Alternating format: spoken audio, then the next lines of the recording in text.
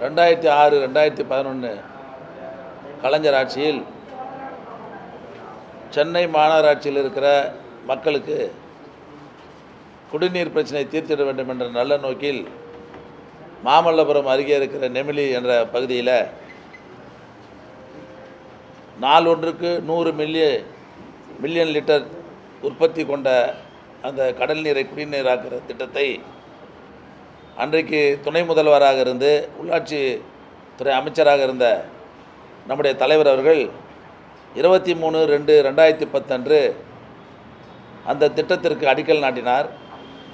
அதற்கு பிறகு ஆட்சி மாற்றத்திற்கு பிறகு அதிமுக ஆட்சியாளர்கள் அந்த திட்டத்தை செயல்பாட்டுக்கு கொண்டு வந்தார்கள்.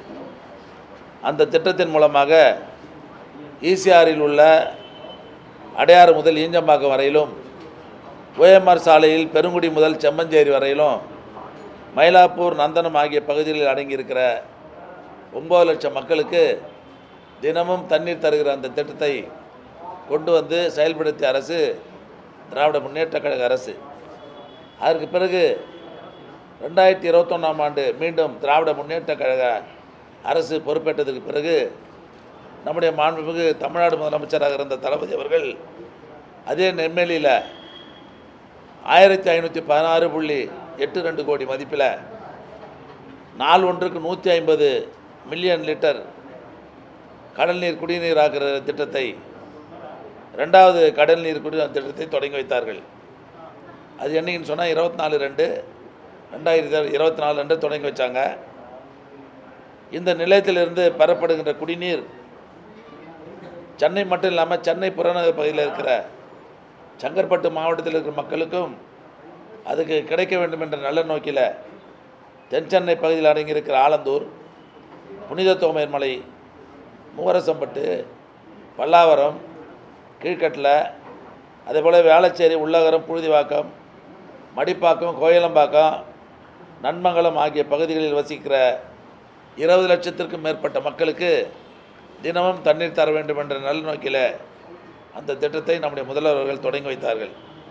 தொடங்கி வச்சது மட்டும் இல்லை, இந்த ரோட்லேயே அந்த திட்டத்திற்கு வெளியே ஒரு மிகப்பெரிய ஒரு கல்வெட்டு போட்டு அதையும் திறந்தாங்க. ஒரு 2-3 நாட்களுக்கு முன்பாக அந்த கம்பீரமாக அமைக்கப்பட்டிருந்த அந்த கல்வெட்டு சிதலம், அதை ஒரு துணியை போட்டு மூடி உள்ள இருக்கிற தலைவருடைய பேர்லாம் நீக்கிட்டாங்க. இதை அறிந்த நாங்கள்லாம் அங்கே போய் நம்முடைய தோழர்கள்லாம் எந்த நோக்கத்திற்காக நீக்கினீங்க எங்கள் கல்வெட்டை, தலைவர் பெயர் போட்டது எதுக்கு எடுத்தீங்க கேட்டதுக்கு அது கொஞ்சம் சிதலம் அடைஞ்சிச்சு, அதை நாங்கள் ரிப்பேர் பண்ணிட்டுருக்குறோம், இன்னும் ஒரு வாரத்தில் நாங்கள் சரி பண்ணி கொடுக்குறோன்னு சொல்லியிருக்கிறாங்க. ஆக அப்பேற்பட்ட கம்பீரமாக அமைக்கப்பட்ட அந்த கல்வெட்டை இன்னும் ஒரு வார காலத்திற்குள்ளாக சீரமைத்து தரவில்லை என்று சொன்னால் மாவட்ட திராவிட முன்னேற்றக் கழகத்தின் சார்பில் மிகப்பெரிய ஒரு போராட்டம் நடைபெறும் என்பதை எச்சரிக்கையாக நான் தெரிவிக்க விரும்புகிறேன். இன்றைக்கி இங்கே மட்டும் இல்லை, ஆலந்தூரில் என் தொகுதியிலே பார்த்தீங்கன்னா நம்ம துணை முதல்வராக இருந்த நம்ம உதயா வச்சு போய் தரந்த ஒரு மண்டபத்தை அதில் கூட கல்வெட்டே வைக்கிறேன்னு சொல்லி வைக்கவே இல்லை. தமிழ்நாடு முழுவதும் நம்முடைய தலைவர் அவர்கள் மிகப்பெரிய திட்டங்கள்லாம் எதெல்லாம் திறந்து வச்சாங்களோ அந்த கல்வெட்டெலாம் நீக்குகிற ஒரு நிலையில் இன்றைக்கு ஆட்சியாளர்கள் அந்த பணியில் ஈடுபட்டு கொண்டிருக்கிறார்கள். இது முதல் கட்டமாக இன்றைக்கி அந்த நெமிலியில் அந்த பணி நடைபெற்று இருக்கிறது. இது மிக மிக கண்டிக்கத்தக்கது. ஆட்சியாளர்கள் 50 வருஷம் 50 நாள் ஆச்சு ஆட்சி பொறுப்புக்கு வந்து, இன்னும் அவங்க திட்டங்கள்லாம் எதுவும் கூட செயல்படுத்தலை. நாம் எந்தெந்த திட்டத்தெல்லாம் செயல்படுத்தின்னு இருக்கிறோமோ அதை தான் இப்போ அவங்க செயல்படுத்துகிறாங்களே தவிர புது திட்டத்தை அவங்க செயல்படுத்தலை. அதனால் முதலமைச்சர் அவர்கள் புது திட்டத்தில் கவனத்தை செலுத்தி செய்யணும். இது போன்ற திட்டங்களில் நீங்கள்லாம் ஈடுபடக்கூடாது என்பதை நான் இந்த நேரத்தில் நான் தெரிவிக்க விரும்புகிறேன். அது மட்டும் இல்லை, இப்போ டிஎன்பிசியில் 401 பேருக்கு வேலை கொடுத்தாங்க. அது நம்ம போட்ட திட்டம், நம்ம உருவாக்கின திட்டம். அப்பாயின்மெண்ட் ஆர்டர் மட்டும்தான் அவங்க கொடுத்தாங்க. பத்திரப்பதிவு துறையில் 3.0 நம்ம எடுத்துகிட்டு வந்தோம், அது அவங்க எடுத்துகிட்டு வந்த மாதிரி போடுறாங்க. இது மாதிரி நம்ம எடுத்து வந்த திட்டத்தை நாங்கள் எடுத்துகிட்டு வந்தோம்னு சொல்லி அவங்கள பெருமைப்படுத்திக்கிறாங்களே தவிர புது திட்டங்கள் எதுவும் எடுக்காமல் இது போன்ற சில்லி திட்டங்களில் இன்றைக்கு இந்த அரசு ஈடுபட்டு கொண்டிருக்கிறது என்பதை நான் வன்மையாக கண்டிக்கிறேன். இன்றைக்கி நம்முடைய தளபதியை பொறுத்தவரையிலையும் அற்புதமான திட்டங்கள்லாம் கொண்டு வந்தார். இந்த 5 வருஷத்தில் ஒரு 50 ஆண்டுகள் செய்ய வேண்டிய பணிகளை எல்லாம் 5 ஆண்டுகளில் செய்து இந்தியாவிலேயே தமிழ்நாடு சிறந்த மாநிலம் என்ற தகுதியை உருவாக்கிய தலைவர் நம்முடைய மாண்புமிகு முதல்வராக இருந்த நம்முடைய தலைவர் அவர்கள்.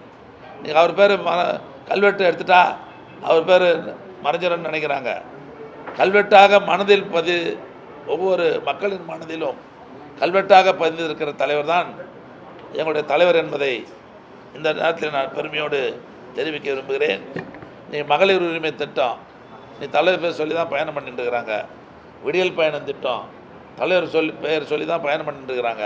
ஆக இப்பேற்பட்ட திட்டங்கள்லாம் இருக்கிற வரையில் மக்கள் மனதில் எந்த காலத்திலும் தலைவருடைய பெயரை புகழை அழிக்க முடியாது என்பதை நான் தெரிவித்துக் கொள்கிறேன். ஆக இன்னும் ஒரு வாரத்துக்குள்ளாக இன்னைக்கு காலையில் நாங்கள் அங்கே போய் கரெக்டாக போராட்டம் பண்ண உடனே அதிகாரி எங்ககிட்டே தொலைபேசியில் வந்து இன்னும் ஒரு வாரத்துக்குள்ளே அந்த கல்வெட்டை நான் சீரமைச்சு தரேன்னு சொல்லியிருக்கிறாங்க. அதனால தான் நாங்கள் கவனம் இருக்கிறோம். அது ஒரு வாரத்துக்குள்ளே சீரமைத்து தரவில்லை என்று சொன்னால் நிச்சயமாக மாவட்டமே ஸ்தம்பிக்கக்கூடிய அளவிற்கு மிகப்பெரிய போராட்டத்தை நடத்தி காட்டுவோம் என்பதை நான் தெரிவித்துக் கொள்கிறேன். எல்லாம் பொறாமை உச்சரிப்பு. ஆமாம், நான் முதல்வன் இருந்தது, முதல்வன் எடுத்துட்டாங்க. அவங்களுக்கு ஒரு பயம் ஏற்படுது. எங்கே பார்த்தாலும் தலைவர் மு.க. ஸ்டாலினுடைய பெயரை கண்டாலே சும்மா அதிருது இல்லைங்கிற மாதிரி முதலமைச்சருக்கு அந்த பெயரை எங்கே பார்த்தாலும் ஒதுருது. அதனால தான் அவர் போகிற இடங்களெல்லாம் கல்வெட்டை இருக்கக்கூடாதுன்ற நோக்கத்தோடு அவங்க இதெல்லாம் அகற்றிட்டு வராங்க. நாள் முதல்வன் திட்டத்தில் பேரை மாற்றினாங்க. Tamil Nadu skill corporation, Tamil Nadu skill டெவலப்மெண்ட்னு பேரை மாற்றினாங்க. பேரை மாற்றுறதை பற்றி எங்களுக்கு கவலை இல்லை, மாற்றிட்டு போட்டோம். ஆனால் அதில் இருக்கக்கூடிய அந்த வெப்சைட்டில் இருக்கக்கூடிய வீடியோஸ் எல்லாம் கடந்த ஆட்சியில் முதலமைச்சராக இருந்து திட்டங்களை செயல்படுத்தியது, பயனடைந்த மாணவர்கள்லாம் அவங்களோட எக்ஸ்பீரியன்ஸை ஷேர் பண்ணது, இது எல்லாமே ஒரு டாக்குமெண்ட்டாக இருக்குது. அடுத்தடுத்த தலைமுறைக்கு இருக்கக்கூடிய டாக்குமெண்ட். அது எல்லாத்தையுமே இன்றைக்கி டெலீட் பண்ணியிருக்கிறாங்க. டிஐபிஆரை தாவேகானுடைய ஐடி விங் மாதிரி அவங்க பயன்படுத்துகிறாங்க. இதெல்லாம் தான் நம்மளுடைய முன்னாள் அமைச்சர் உங்கள் முன்னாடி இன்னைக்கு எடுத்து சொல்லியிருக்காங்க. இது எச்சரிக்கை விடுத்திருக்கிறாங்க.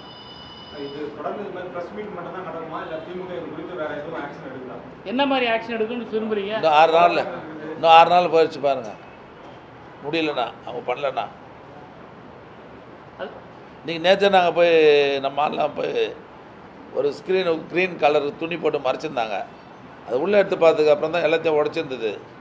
அதுக்கப்புறம் தான் நாங்கள் நம்ம ஆட்கள்லாம் போய் கலெக்ட் பண்ண உடனே இன்றைக்கி அதிகாரிலாம் காலையில் எனக்கே ஃபோனில் ஒரு வாரத்தில் நாங்கள் சரி பண்ணி கொடுக்குறோம், 2-3 கல்வெட்டு விழுந்து போச்சு, அதனால தான் நாங்கள் மொத்தமாக எடுத்துகிட்டு புதுசாக போடுறோன்னு சொல்லியிருக்கிறாங்க.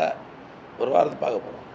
அவரோட கில்லி படத்தில் கபடி விளையாட்டில் இந்த பிளேடு மேலே வச்சுருக்கிற நம்பிக்கையை உன்னுடைய திறமை மேலே வையின்னு சொன்னார்ல, அந்த மாதிரி ஸ்டிக்கர் மேலே வைக்கிற நம்பிக்கைக்கு பதிலாக ஒரு நல்ல திடமான ஒரு திட்டத்தை கொடுக்க சொல்லுங்கள் முதலமைச்சர் விஜய்.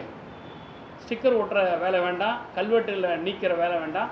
அப்படி நீக்கினா எங்களுடைய தலைவர்கள் சொன்னது மாதிரி தமிழ்நாடே ஸ்தம்பிக்கிற அளவுக்கு போராட்டம் நடக்கும். இன்றைக்கு நீங்கள் தொடர்ந்து குற்றச்சாட்டப்பட்ட எம்எல்ஏ சரவணன் அவர்கள் என் கூட 50 கோடி ரூபாய்க்கு பேரம் நடந்தது, அதற்கு ஆதாரம் தருன்னு ஆடியோவும் ரிலீஸ் பண்ணியிருக்காரு. சம்மந்தப்பட்ட முத்துராமன் அப்படிங்கிற நபரோட ஃபோட்டோவையும் அவர் வெளியிட்டிருக்காரு. இதை எப்படி பார்க்குறீங்க? அந்த முத்துராமன் யாருன்னு ஒரு டிஸ்க்ளோஸ் பண்ண சொல்லுங்கள். இந்த ஆடியோவை என்னைக்கு பேசினாங்கன்றத பொது வெளியில் சொல்லுங்கள். கம்ப்ளைண்ட்டில் அவர் என்ன டேட்டில் யார் பேசினாங்கன்றத சொல்லியிருக்கிறார், இல்லவே இல்லை. அவர் மேலே விரல் நீட்டி கை நீட்டி பாதிக்கப்பட்ட பெண்ணே, அந்த கட்சியை சேர்ந்த பெண்மணியே குற்றம் சுமத்திருக்கிறாங்க.